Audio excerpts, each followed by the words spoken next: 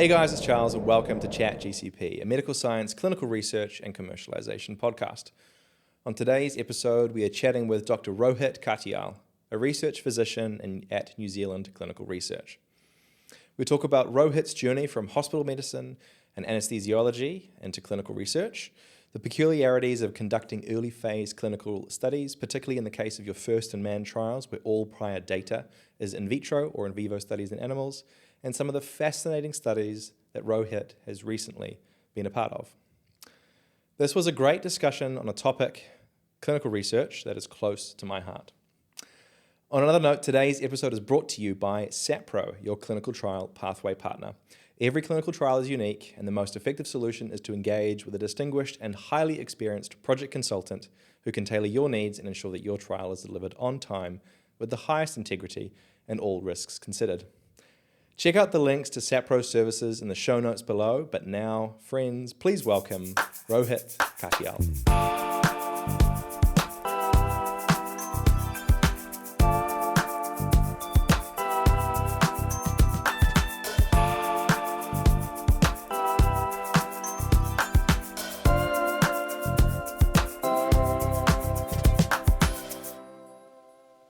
All right, welcome Rohit to the Chat GCP podcast. This is the first episode that we're doing in the new studio. Really glad to have you along for a good discussion about being a physician in the clinical research space.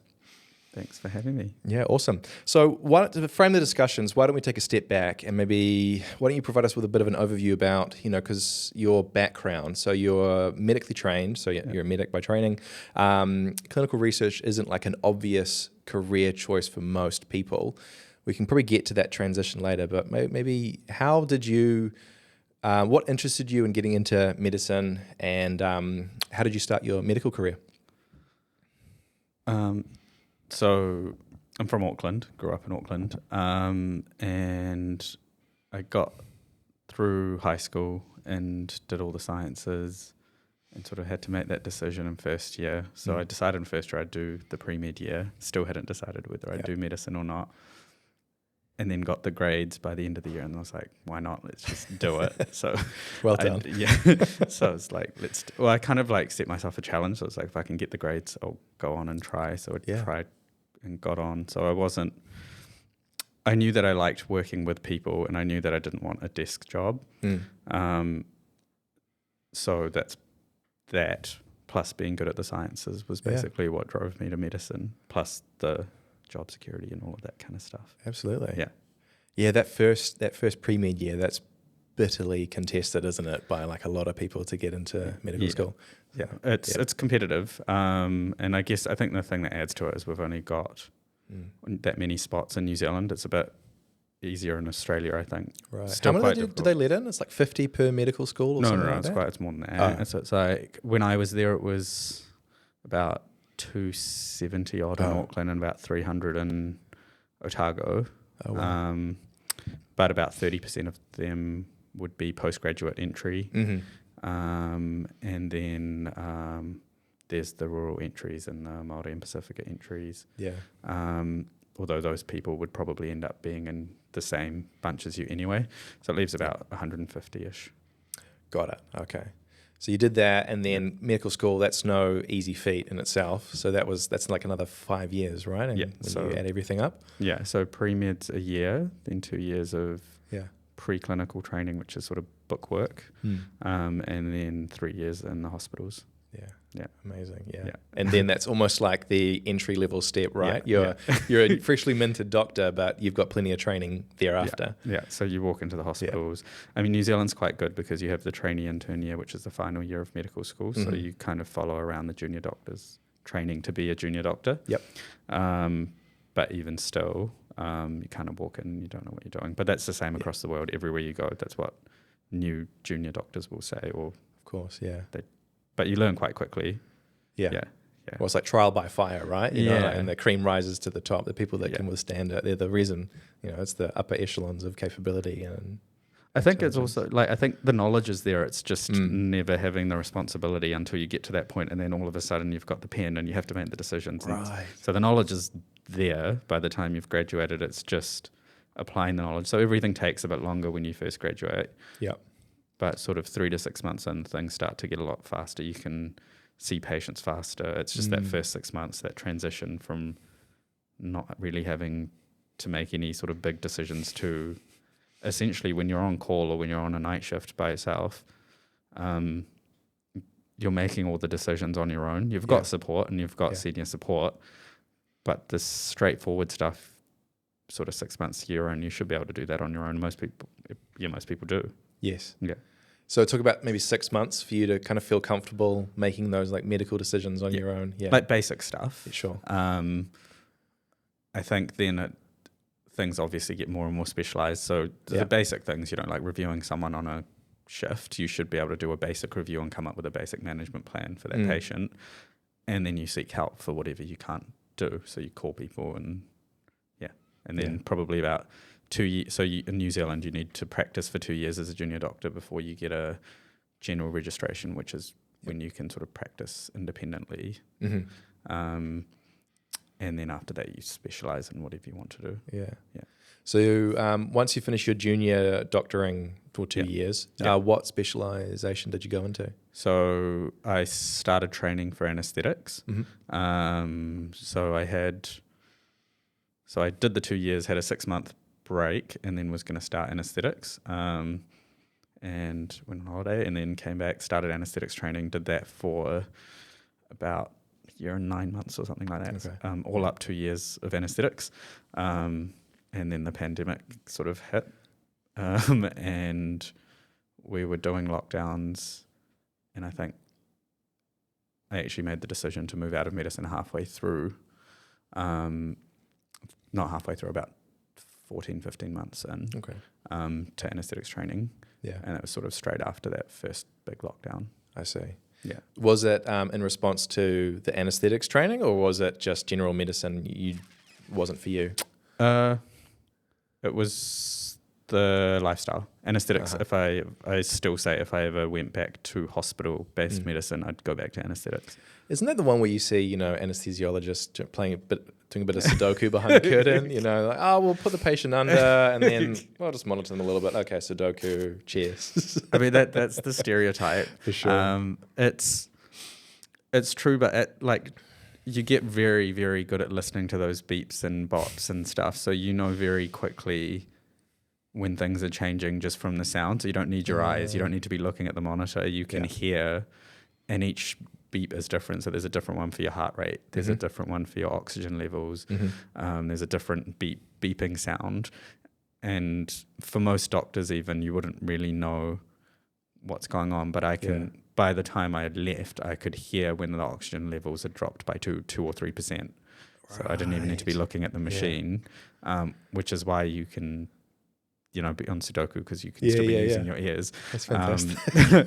But is there a case where you're out in the real world and you hear a similar tone? You're like, that is blood O2 sat 80 or something. If you needed a specialist in the community, probably anesthetics or ICU or ED would be the three you'd want, because they deal with those really sick, critical sort of care type cases. Right. And while you see the Sudoku side of things, no one ever really shows you when a really, really sick person comes in and needs an operation, that's still the same person that was playing Sudoku. So that's where so maybe 90% of them are straightforward, but that 10% of cases that are really complicated or difficult are where the bang for your buck within an anaesthetist is. Yeah. For sure. Yeah. Okay.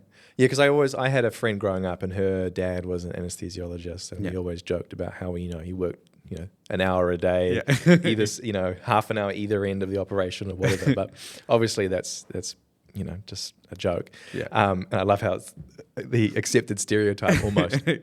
It's definitely the accepted stereotype. Yeah. But so it wasn't so much a response, you decided not to pursue medicine. Was that just more of a general? I'd kind of counter that, because I think the job that I'm doing now is still very medical. Yeah. And people do... Yeah, right. Yeah, and all the even my medical doctor friends that I speak to would say, oh, so you've left clinical medicine now. It's not... Yeah. It's different. It's not... I think they think we're doing the job of a study coordinator or, Of course. or like a project manager or something like that. I don't think they realize the amount of medicine that goes into clinical trials. Yes. But leaving hospital medicine, or I guess general practice isn't hospital medicine, but I don't know, I guess you could call it clinical medicine. Leaving clinical medicine didn't really have, it was more to do with lifestyle, I think. Yeah, right. Because, for longevity and job satisfaction, like the lifestyle is actually such a huge thing. I know that COVID really tipped so much on its head for a lot of people. Yeah. Like my daughter was born during the second lockdown of COVID, and that August one, and all of a sudden everyone's working from home, which was great for me, really available for my little kid growing up, which had the pandemic not happened and the lockdowns, I don't think most companies would have gone, oh, you can work from home, that's fine, which is almost like the accepted norm or the expectation now. Yeah. But I think it also provided people an opportunity to like reevaluate what they want to do, because it's a big cataclysmic event like that. You kind of go, wow, what do I really want to be doing? And for me, it wasn't what I was doing back then, and I've since changed, and that was kind of, the catalyst was a bit of COVID to kind of get you to thinking about that. Probably also having a kid, that does tend to turn things on its head as well. But lifestyle is so important, and being able to work from home or choose your hours or not be beholden to a big mega system like a hospital, I imagine that must be quite freeing. Yeah, I mean, for a medic. Yeah, I think so I left sort of 15 months into the training, but I was there till about 19. So basically after that first lockdown, I sort of and ahed for about a month, and then started talking to my supervisors and had a few discussions with them, and so we made a few backup plans. So there was the plan in place that I could come back if I wanted to within a year, and decided to leave. And I didn't actually know where I was going. I just sort of said, I'm not doing this anymore. Yeah. And then I was getting emails from, at the time, I think it was ACS, to be a participant. Oh, yeah. Yeah. And that's sort of what triggered it. So I was like, they must have doctors there too. If there's people receiving medications, they need doctors. So I sent an email. So your first foray or your opportunity to work in clinical research as a physician was via a advertisement to be a participant in like a little phase 1 study. That's so interesting. Yeah. I mean, that's what I don't think the people at NZCR necessarily know that, but that's how how that's what triggered it for me, because I saw the email and was like, maybe I could do this. That's so interesting, because I remember signing up for like the mailing list at ACS when I must have been doing my master's degree, and that I had no idea. I never ended up participating, but I would keep getting these invitations like earn $7,000 for 3 days of this, and then weekly follow-ups or monthly follow-ups or whatever. And it was so attractive as like a poor as student, but I never pulled the trigger. And that's so that's so interesting. Okay, so that kind of got you thinking about maybe I can do a clinical research career with your medical training. Not quite. I think that sort of developed once I started doing the job. Okay. It was sort of, so I quit, and then I decided to go back to uni. I think I did the same thing as you, but I just did the diploma. Yeah. So I just did the first year. PDGBE or whatever the bio one. So I did that. I signed up to that, and I'd signed up to it, I think initially full time, and then was sort of like, how am I going to at least maintain some of the lifestyle that I have for the last couple of years. Yeah. So I was sort of looking for jobs. I came to Auckland. There was, I could have done part-time GP work, or I wouldn't have been a qualified GP, but I could still do supervised GP work. So I'd looked into that, and then looked into this. So I had multiple options. And so at the time it was sort of like, I'm doing this diploma in research commercialization. Why not do a research-related medical job to see where I end up? Love it. Because I had no idea what the job was. And now I, like, even looking back, it was very quickly I realized that it was quite a medical job. Yep. But even at the time when I was interviewing, I had no idea how much medicine was involved. It's not the same as clinical medicine, but it's still the doctor way of thinking that you apply, I think. Yeah. Interesting. So you did the PG, whatever it is. Yeah. Postgrad Diploma in Bioscience Enterprise. Yeah. That's when did you complete that one? Is that recently? Last year. Last year. I switched to part-time. Yeah. So I switched to part-time once I decided to work.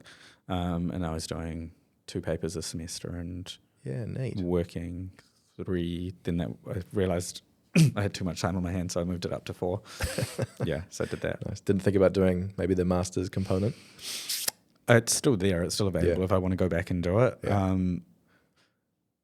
But when I finished the diploma, I wasn't keen to. Actually, no, it's been a year and a half now. Oh yeah, it's just 2024. Yeah, so we finished it a year ago. But yeah, at the time, I didn't really want to do it because of it's mostly the thesis component, which I didn't really want to do. I might do it later at some point. Sure. But I didn't see how it was going to help me. The master's part was going to help me. Yeah, definitely. Especially if you're already working in the field, you've got your medical degree as well. I mean, a few letters after your name, a few more letters. You've got plenty. So working at ACS, what's now New Zealand Clinical Research. So your role is it lead research physician? Yeah. Yeah.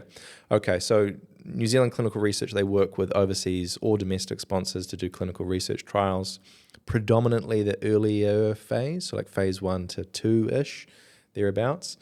So you're involved in both of those phases? Yeah. So the doctors that work in-house would be sub-investigators. Obviously, over time, as you do, the longer you're there, the more training you can do, the more protocols you can be on and involved with. So I'm pretty much on all of our studies. So everything we do, I do. Wow.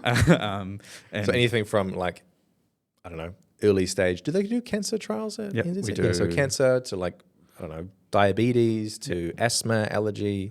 Yeah. Everything. So you're kind of across all therapeutic areas. Wow. Yeah. So, everything. Fantastic. Yeah. And typically, would there be like a principal investigator that might be like a KOL of that field, or really well, experienced in, say, it's like a respiratory trial and they've got some asthma specialist? Yeah. Or is it all managed in-house? So it depends on the study. Yeah. This is my opinion. For anything where you're involving patients, we would generally have either a principal investigator that's a specialist in the field, or the principal investigator might be a senior principal investigator in-house with a lot of input from a specialist. I see. External specialist, but generally you would have a specialist. For healthy volunteer phase 1 stuff, in my opinion, it's essentially a completely different specialty in itself. There's no formal specialty training in New Zealand for that. And I think, as far as I'm aware, the UK is probably the only place that does have something. Oh, really? Wow. But you can't specialize in clinical trials. Yeah. But in my opinion, it is a completely different way of thinking to hospital medicine. It takes time and experience to manage those kinds of patients, participants, whatever you want to call them. Yeah. The things that you're looking for are very different in healthy volunteers. A very little, a very small change in a blood test or a vital sign or a ECG parameter can mean a lot more in a healthy volunteer than in a patient. Yeah. The things we would accept in patients would not be acceptable in healthy volunteers. And understanding that only really happens with experience. You need to spend years doing that, I think. Yeah. So for healthy volunteers, generally we would use in-house principal investigators. But if there's experienced external principal investigators with a lot of experience, then they can also do that. But I guess the thing is, there's not that many people around that want to do a lot of phase 1 research, but also do their own specialty. I see. Yeah. So I suppose objectively you might say, well, the patient-facing stuff is a bit more interesting than the normal healthy volunteers, but it is a separate discipline, like you say. I mean, you're looking for different things, or you're being cognizant of different things and a different like sensitivity towards it than patients, where it's a bit more like therapeutic area specific. And your so what's your preference? What do you like working in more? I think you need a blend. Yep. I think you need both, because the healthy volunteer stuff is where the drugs are really interesting generally. That's where you're seeing all the really, really novel, cool stuff. Brand, By the time proof of concept in humans, that's cool. And so that part of it is exciting. You don't want anything to be exciting on a phase 1 trial. Right. So you never want a trial to be exciting, because that means something's gone very wrong. Yes. The patient component is interesting and exciting because you're actually seeing potentially drugs that will get to market. So both are interesting. It depends, because we also do bioequivalent studies, which I don't know, for people that don't know, it's essentially comparing two biologics to make sure that a generic is the same as the branded version. Yep.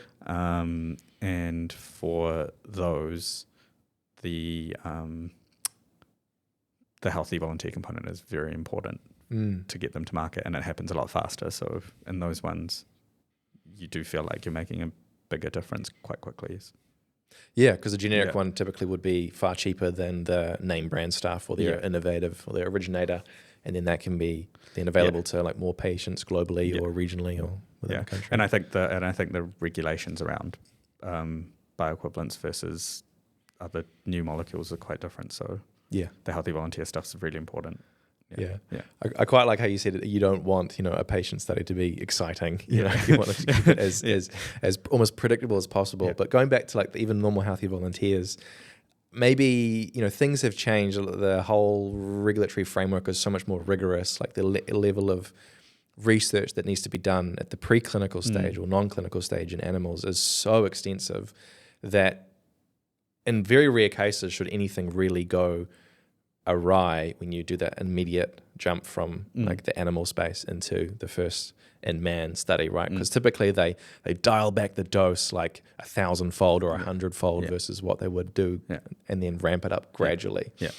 But still, you can never predict everything. I mean, wasn't there a case in the UK about 20 years ago where I'm not sure what company it was, but they had lined up a bunch of healthy volunteers, weren't predicting anything to go awry, and a massive cytokine storm happened in patients that got the active drug, and I think a couple of them. Well, that was I can't remember the name of the case, but that was a big one. That's sort of what brought sentinel dosing in. That's right, because they dosed 8, right? And now they do 1 placebo, one. So you do active. So first time you're testing a dose in a new person. If it's a new dose of a new drug and it's the first time you're testing it in someone, you generally should be doing it only in one person at a time. Once that's done, then you do the rest of the group. But in saying sounds so obvious when you say it now, right? But it hasn't always been that way. But I guess to kind of put it in perspective, we have no idea what's going on in hospitals, right? In terms of like clinical trials are so heavily regulated, and all the different components to it, but they're so heavily monitored. Something like that happening there's already been a step put in place to stop something like that happening again. Whereas in a hospital setting, there is no one monitoring what you're doing. Obviously, something goes drastically wrong, there will be an investigation, but we have no idea what level of harm may or may not be happening to patients. And I'm pretty sure there's studies out there that show, like 30% of hospital admissions that get prolonged are because the person was in hospital in the first place. So like putting it into perspective, I think trials are generally very safe because of the regulations. Yeah, absolutely. I remember back when I was a 22-year-old reading through some of those ACS pamphlets. I was looking at advertising. I believe it was a bioequivalent study for Avastin. I think it's bevacizumab. So it's like a colorectal cancer biologic, and they're doing a bioequivalent study for a generic. And so they it ran through all of the potential side effects that you do get with these biologics, and they're not fun. And that was at a clinical dose because they were trying to compare. And I thought to myself, this is probably part of the reason why I didn't at that time participate, is that it said one of the side effects was bleeding from the anus, and I thought, how much would I pay to guarantee that I'm not going to get that side effect? And it was probably about the same as how much I would get paid if I did participate. So I thought it was probably not for me. And this is before that you learn, learn about all the, the safeguards in place and how much clinical care is available at these facilities that are doing the clinical research. And the other thing is, when things do go wrong, generally, at least in my experience, sponsors are quite good at it. It's a lot easier to deal with than trying to deal with ACC, I think. I mean, I don't have much experience with ACC, but I think sponsors generally would. And one of the great things as well is that, especially if you're a patient, but I suppose equally for a normal healthy volunteer, that you're getting this regular touch point with a clinician. I don't go to the doctor all that regularly. It was actually 10 years. I got my blood checked recently, and my doctor said, the last time you got this done was 10 years ago. And I said, well, how long should I get it done? And she said, it's probably a little bit longer than you should, but it's okay. But, if you're getting these regular touch points and getting regular samples done and someone reading it, going through with a fine-tooth comb because it's part of their job, it's a real benefit, as well as if you're a patient, like regular clinical care outside of a hospital setting or a GP setting is... I mean, at least for oncology, I'm pretty sure there's pretty good evidence that if you're on a trial, you have better outcomes. Right. I don't know about other patient cohorts. I mean, you have access to potentially a new fundamentally good alternative, and you have that regular brush up with a clinician. We'll get back to the discussion with Rohit in just a minute, but I wanted to remind you about today's sponsor, SAPRO. If you're planning on conducting a clinical trial for your device or medicine, consider SAPRO your clinical trial pathway partner. Engaging SAPRO will keep you and your collaborators on track, ensuring your strategic objectives are met and that your product is approved as soon as possible. For the small biotech or pharmaceutical company, SAPRO offers tailored CRO solutions from start to finish with their reliable alliance partners. When it comes to your clinical trial program, don't settle for the cookie-cutter approach offered by the big CROs. Partner with SAPRO today. Again, I kind of mentioned earlier that clinical research is not like an obvious career path. You mentioned that there's no specialization, at least here, that you can do. And the UK have a specialist training program? So, I mean, you can always, I guess, there's clinical pharmacology, which is sort of everywhere, I would have thought, which is, at least in the UK, Australia and New Zealand, it's a subspecialty of general medicine. I see. So you do your 6 years, then you do your 2 years as a junior doctor, then you do, I think it's 4 or 5 years to become a general medical specialist, and then you do another 2 years to become a clinical pharmacologist. Wow. And then you might not even choose to work in clinical research. You might go work for Pharmac or something. I think the UK has so don't quote me on this, but I'm pretty sure the UK has a research physician or some sort of pathway that is a 4 or 5 year pathway that gets you to the kind of job that we're doing. So like a principal investigator in a phase 1 unit. And I think the UK has some, I can't remember what it's called, but I think the UK has something. Nice. They also have diplomas and things that you can do. But I haven't seen that anywhere else. I mean, there's random bodies out there that will accredit you as a principal investigator. But I mean, you look at the courses and it's around, your responsibilities as a PI, which... Kind of like GCP. It's basically that kind of, and you must sign off things on time and stuff like that. I mean, that's not what I need to know. What you want to be good at is how do I read all of this animal data and understand this animal data and what it means. What to look out for when we go into a patient or a healthy volunteer. Exactly. And also, is this data reliable or have they done the right studies? that kind of stuff is more what you need. And I think the UK has stuff around that as well. Because I suppose as an investigator, when you're reading through like the protocol, which would have a little bit of that background information, but the investigator's brochure, which is a lot more comprehensive, you know, at least when I read through those, I'm like, a lot of that is just Greek to me. You know, that the calculations that go into like the acceptable dose and the NOAEL and blah blah blah and all that kind of jazz. It's a skill that you wouldn't otherwise develop, right? In normal clinical you'd never use medicine. that in clinical medicine. Yeah. You know, is this the right dose? What adverse events am I looking out for? What toxicities, liver or otherwise, could happen if we get it wrong? Yeah. Or what have you? Yeah. I mean, most doctors probably wouldn't know. I didn't know what a NOAEL was before I started working in research. But yeah, that kind of stuff. That's a completely separate. I could read them. I could understand them. It took me hours when I first started.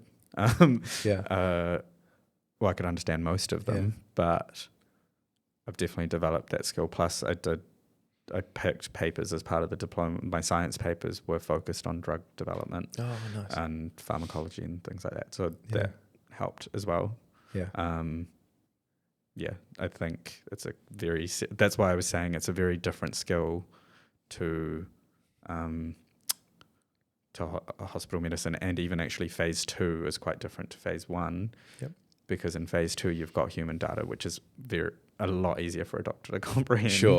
So the initial jump from animals to humans is a bit of a different skill set. Yeah, because you're going, and how applicable is animal. I mean, the training that I got from university while I was there was the animal data is not that useful anyway. Right. And there's much better, there's much better ways of doing things, but regulators take time to catch up. And so I think that first-in-human sort of role is quite different to a principal investigator on anything else. Yep.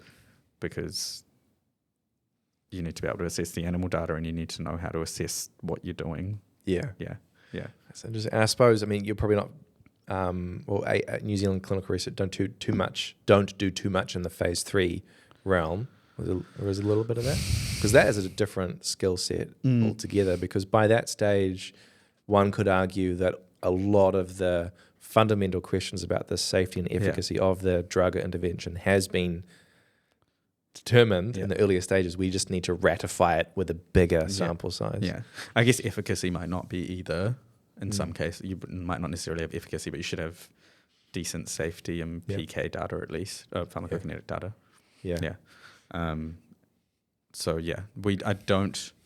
I think we might have one or two. I'm not sure. I kind of lose track. So which one fits where? Have there been any protocols that you've done, or maybe ongoing right now? We certainly don't have any like big phase 3 type studies that I can think of off the top of my head. Yeah. What's been the highlight for you in your career to date as a physician? Research? Yeah. My personal favorite is working on the CRISPR studies. Yeah. I love working on the CRISPR studies. That stuff is like proper science fiction, right? Becoming science fact now. Yeah. I mean, who was it? CRISPR, I think it's CRISPR Therapeutics got approved by the FDA a couple of days ago. Really? For sickle cell. I don't know if it's intravenous or if it's, I think it's outside the human, but it has been approved. Okay. But I think that stuff is just so cool. And being able to see people's lives changed overnight that's definitely my highlight. We've got, and because of COVID, New Zealand's managed to sort of become a little bit of a hub for CRISPR studies and gene editing. There's a lot in the hepatology space, right? Like hepatitis. Yeah. So which one? I mean, I forget which. So we've got a amyloidosis one. That was the one, I think it was on TV1. There was a documentary with Prof. Gain. Yes. And then there's another one with hereditary angioedema, which is a very rare condition, with Hilary Longhurst. And then the third one, I'm not sure if I can talk about or not. Fair enough. I'm sure. I mean, there's been press releases about it. It's for familial hypercholesterolemia. So there's press releases and stuff. So we've got 3 going at the moment. But it's amazing stuff. I mean, we're kind of graduating from, like small molecule drugs to biologic drugs to now a lot of things relating to like RNA, DNA. Yeah. And the closer you kind of get to the apex or like the origin of everything, which is the DNA, the bigger the impact, I suppose. Like the small molecules, they're kind of a stopgap, manage symptoms, manage, I don't know, prolong health span or whatever. Yeah. Biologics, a little step up from that. Yeah. And now, CRISPR, mRNA, siRNAs, all that kind of stuff that's like close to the ultimate source of where the problem lies. Yeah. At least for genetic diseases. I mean, it's remarkable stuff. Yeah. I guess, for genetics, it's good, but I guess it also, because it's such a big unknown, we still don't know what these people need follow-up for like 10, 15 years. Right. Because we have no idea what we do from the animal studies, and I mean, no idea is not the right word, but we can't know for sure. No, you can't just go, you're cured, all right, later. Yeah, we changed your genetics, let's just, So that's the biggest thing around it, I think. So it's where you use it, right? And the ethics with gene editing is always interesting, and you can use it for conditions that are rare, have no treatment options. Yep. You can't just use it willy-nilly for any sort of... Oh, you get headaches regularly? Yeah. Come on, this CRISPR. Come have some CRISPR for your headaches, Yeah. So for the people that don't know, CRISPR, it's a gene editing tool. Yeah. It literally goes in, it either, chops up something that's not... so there's a mutation or you're replacing it. Yeah. So you've got three different... CRISPR or base editing. There's heaps of different ways of doing gene editing. Yeah. CRISPR's one of them. And you can either chop out the faulty gene, or you can, not the whole gene, but you can chop out part of the gene to make it inactivated. Yep. Or you can chop out and replace it. Yep. Or you can add something new in. Yeah. But it's very small, so you can't add in big bits of DNA. You can take in little bits to try and activate or inactivate things. Yeah, I mean, just the word you're saying, it just sounds so insane, doesn't it? I mean, I feel like there's so many basic problems that we have out there in the world, like people don't have enough food, enough shelter or whatever. And here we are like modifying people's DNA to cure them of diseases. It's not, is this the same world that we're living in with these two problems? But I guess like those people have no other, like the people that you're helping, like they have no other, most of them will have no other treatment options, or if they exist, they're extremely, extremely expensive. Yeah. And so NZCR is quite like a hub, or New Zealand is quite a hub for doing CRISPR stuff. Because of COVID. Yeah. I think it is, I mean, that was when I just started working at NZCR. Because we were relatively unscathed, we could operate fairly well, obviously close the borders, few lockdowns here and there, but otherwise. Yeah. And I think the regulatory framework is also better here for, like we've got GTAC, which is specifically for gene therapies. Right. So I think it's a mixture of the two. And then because it's such a new technology, I'd imagine from a sponsor's point of view, having someone like Ed or me or Leanne or other people that have now been involved with 40 or 50 people that have been dosed with CRISPR versus going to a brand new site that's never dosed anyone with CRISPR. It's probably a bit logical more, choice. Logical and safer as well. Like we've got a lot more experience than anyone because we've done it. Absolutely. And that's, I mean, I think COVID, it kind of was a turning point for the industry here in New Zealand, going back to like we could stay open, a little bit of lockdowns here and there, but we managed to maintain operations. Cool studies like these CRISPR ones come into here. Now we've got the expertise in yourself and other investigators, and you can just build on that. 10 years ago when I did my master's degree, there was like ACS and a couple other sites that did kind of like bioequivalent studies and a few other things here and there, but there's a lot more happening now, which is so awesome. So there's like a legitimate career opportunity now in clinical research for physicians, which there probably, there was, but not as obvious and not much of a scale for it. Yeah, I mean the number of doctors that have come through, like the way that I've managed to get people to, because now I'm hiring people, Right. not at the moment, but like, because in the job I have to, but people will call and ask about what we do, what it involves, and like walking people through but people I would have never known what the job was.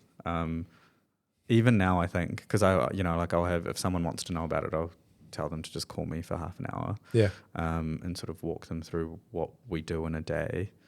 I still don't think that's enough. I don't think I just don't think, because I'm just trying to put myself back. If I was in the issues, would I really get an understanding of what I do now? And I don't think I would. Yeah. Yeah. And and it's not for some people. And that's fine. And I think it's just missing the patient, because it's not as much patient contact. Sure. And so that's fine. Just try it out. And if you don't like it, go back to the hospital. Yeah. I mean, those skills are always going to be usable, right? So. Yeah. And you can do phase 3 stuff in the hospital. I mean, those skills are still, GCP is still relevant for phase 3. Yes. Oh, of course. Yeah. So where do you think the opportunity lies long term for New Zealand? Because, I mean, from my perspective, I'm seeing a lot more studies come to New Zealand, which is fantastic. There's like a lot of activity happening as well, like new sites popping up, sites expanding, big groups of sites getting together and making another monstrosity of an organization. It's really exciting stuff. But where do you see it going from here? Being at the ground level, obviously at the site. I mean, I think the draw card, for sponsors is timelines and startup timelines and things like that. So I think that needs to stay. And but it's going to be interesting, right? Because as we get more and more studies, it's going to get more and more difficult for HTech and Medsafe to get through those and stay on top of that. But I think that's what's going to help us grow, plus the fact that we can run quality trials, whether it's NZCR or anywhere else. So I think those are the two big things that are going to drive it. Is finding adequately trained and interested personnel becoming difficult? Because I've spoken to a few, but this is somewhat outside of the clinical research realm. These are like biotech companies or medtech companies that are developing a product. But most of them have said one of the main challenges that they see is finding the right people to come on board and work in these jobs. So do you mean in a physician role or in a physician role? Yeah. Like, are there enough doctors to?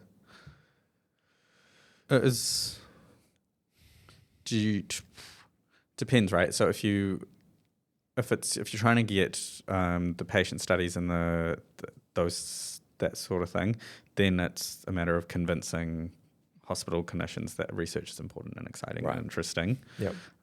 We've got more than enough experts in New Zealand, and add it onto their already massive workload, right? Exactly. But I mean, like in terms of, do we have those people out there?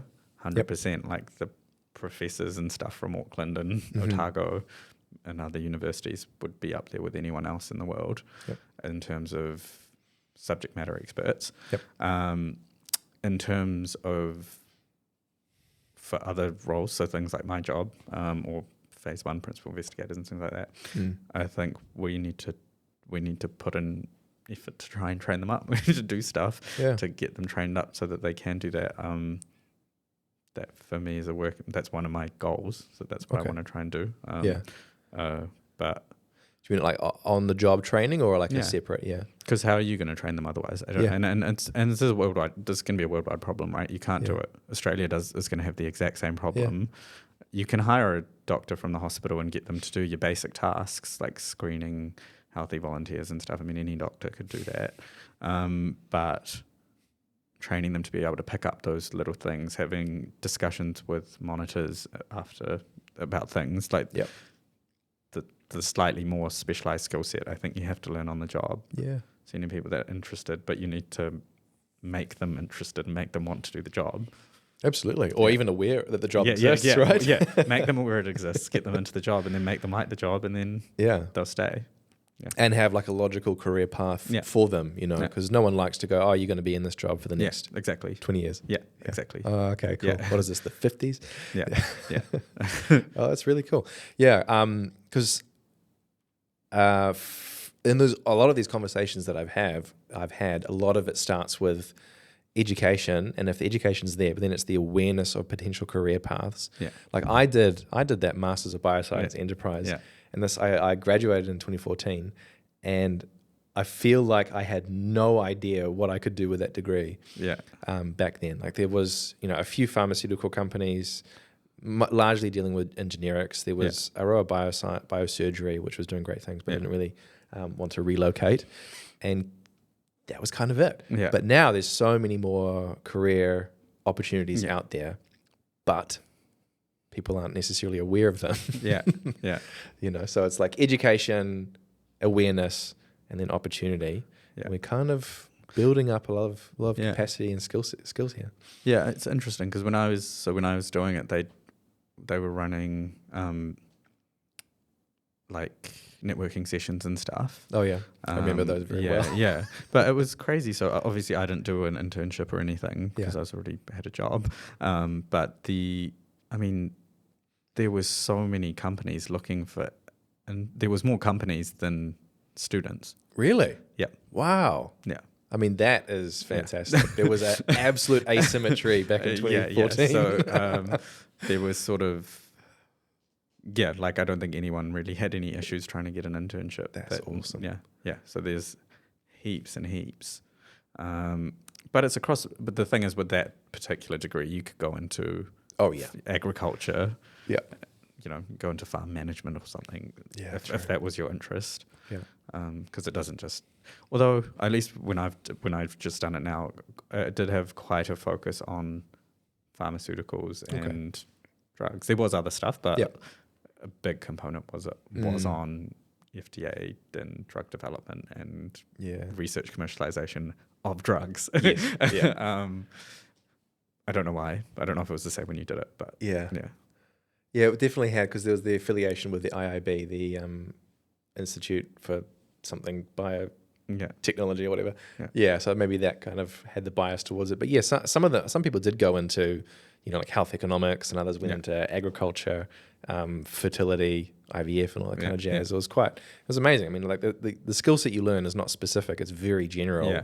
I think some people thrive developing like a generalized skill set, but I was like, why did I do this? I don't know what to do with this. And it took me a few years, but I did the classic like CRA through to PM route in my clinical research career. And that was kind of how I made use of the letters after my name. No, I think I've got a lot of kind of excitement for medical science and clinical research in New Zealand, because I really think COVID did give us a little bit of a helping hand to get to that next step. And on top of that, there was quite a bit of money sloshing around, so a lot of money was invested in this industry.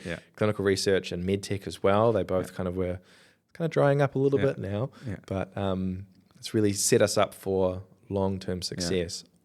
I mean, I think the difficulty is going to be getting people, one, trained, and then two, aware of and interested in those kind of career opportunities, whether it be what you're doing or what I'm doing.